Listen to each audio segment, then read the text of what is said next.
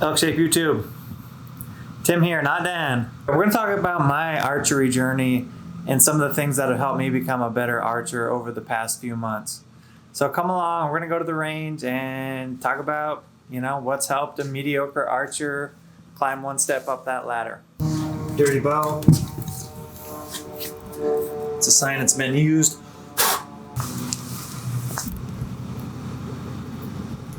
Hey there, Lou. He's going to come to the range too.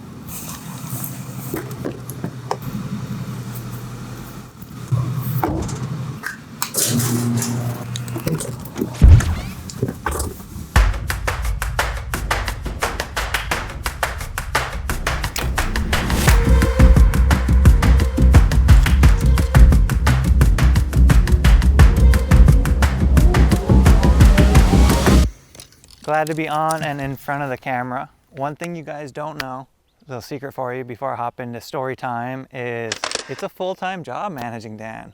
No, but all in good fun. Today's really all about kind of my archery journey and some of the stuff that I've done to try to be a better archer and to just take the next step up the ladder, up the rung, the next step the right direction. Archery for me has always been something I've done. I grew up age 10, 12, started picking up a bow and just shot reps, and it was something I loved. At 12 years old, I was the only kid I knew that would go out in my backyard and just shoot my bow. In Michigan at that time, that was like my first year of bow hunting, so that was kind of my ambition, was to be a proficient archer. And at that time, I would step back as I got a little older and shoot out to like 40, 45, 48 yards from my bedroom window, and that was as far as I could shoot. And I thought that was pretty darn cool. So archery for me has always been something that's kind of been around. It's been something I've done, but I've never just taken that step into being a great archer. And rewind to this winter, Dan and I were working out one day. Dan called me a trigger puncher. And I was like, really, am I? I'm a trigger puncher? I was doing my best to have a controlled shot process, but I was still punching my thumb a little bit, shooting with an index. And at that point, and this was kind of right when Dan and I were starting to align to get together on this channel, archery is something that I want to do well this year. And if I look back at my last hunting season, it was mediocre. I shot mediocre. I harvested a lot of animals, but there were arrows flying, and to be honest, I wasn't that impressive. And this year has been like the first year I've really taken that step to try to make archery a year-round thing I've done. Basically shoot my bow, I can't say daily, but definitely a couple times a week, and learn more of a controlled shot process, and that's what we're gonna get into today. Anyway, to kind of wrap this thing up and cut to the chase, it's been really, really fun getting to know my equipment. And I've always loved shooting my bow, but I've always had other things going on, other stuff that were priorities. So we're gonna hop over, shoot some arrows, talk about some of the things that I've done to help make me a better archer.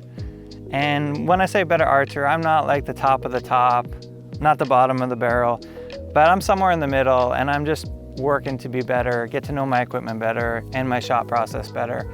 And when it comes time to punch that tag this fall, I want to be all systems go. So I've done everything I can do to prepare to make that shot hopefully on a big, mature elk.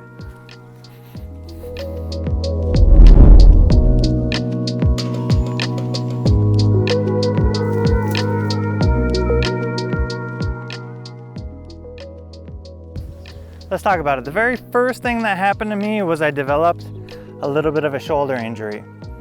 And through working with some chiropractic and stuff, he basically said your scapula was out of alignment. Here are some corrective exercises. And what that taught me was that your scapula is really important to your shoulder health, which is also really important to archery. I'm not a health expert, but what I will say is the stuff we've put up on the channel about shoulder health, really, really important. And when you're trying to shoot a back tension type shot, that happens back there. The other thing is this guy. So I bought this true back tension release. It's the Carter Evolution Plus. And what I'll say about this thing is it's been awesome, fantastic to teach me how to shoot back tension. I basically had the archery shop here, Spokane Valley Archery, helped me set it up.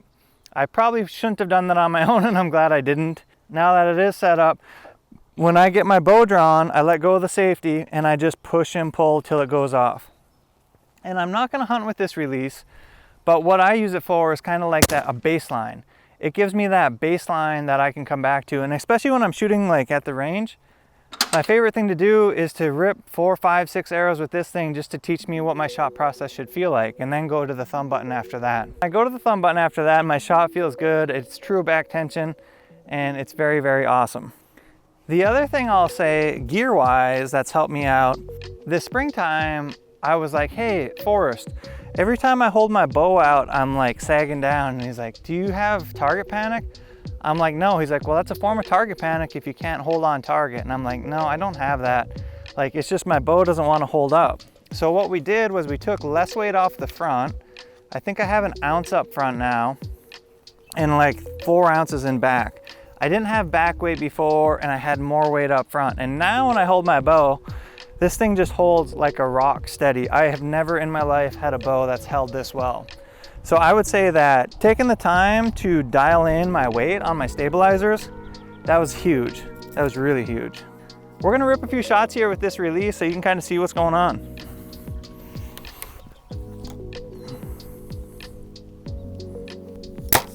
That was a rip fletching for sure. Okay, so what else? I dialed in my gear, I got this release. Oh, and the other thing, when I started with that scapula deal, is I started learning more and more how to brace my stomach.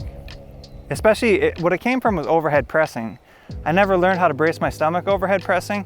And it's the same concept in archery. You want a stable trunk, a stable core, and that comes from bracing your stomach. Everybody should learn how to do that. And basically what you do, tighten your butt, tighten your rib cage, shoulder blades down and back, and that gets you set up in pretty good posture. And then when I'm trying to shoot, I'm just trying to push and pull through the shot.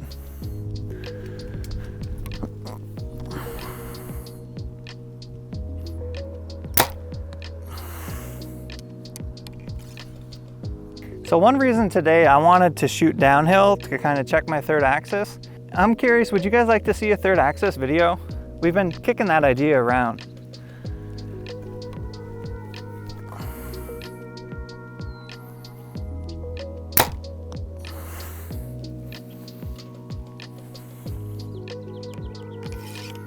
That was better. Oh, and then the final thing I've done that makes a really big difference in my shooting, especially when I go to the thumb button, is I've relaxed my hand, and that allows that to like pull against that thumb. I was always shooting with like a tight fist before, and to relax my hand, relax my wrist, it allows it to pull against that thumb.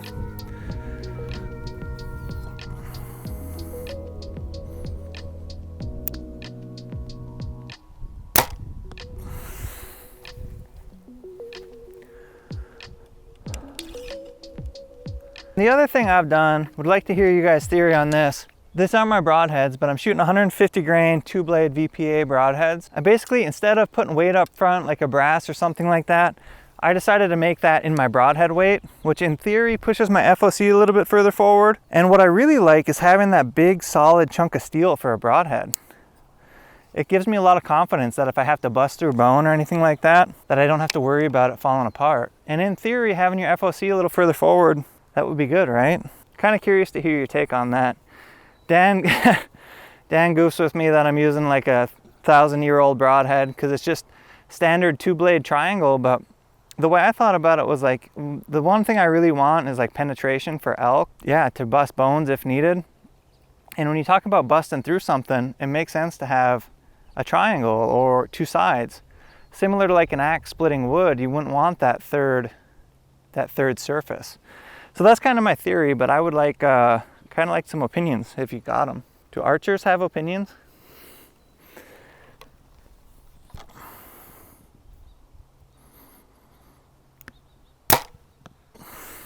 That one definitely broke a little bit low. That's kind of what I got. Hey, let's go pull these arrows and we'll kind of wrap it up for the day. I just wanted to hop on here to kind of tell that story, and hopefully it inspires some of you to, you know, take up archery as a year-round. It's something you do year-round and get to know your equipment. I mean, Dan's been preaching about it for years. I get it. It's just not something I did, and it feels really good. I'm way more confident with my equipment, super happy. My shot process feels a lot smoother. And yeah, we'll pull these arrows and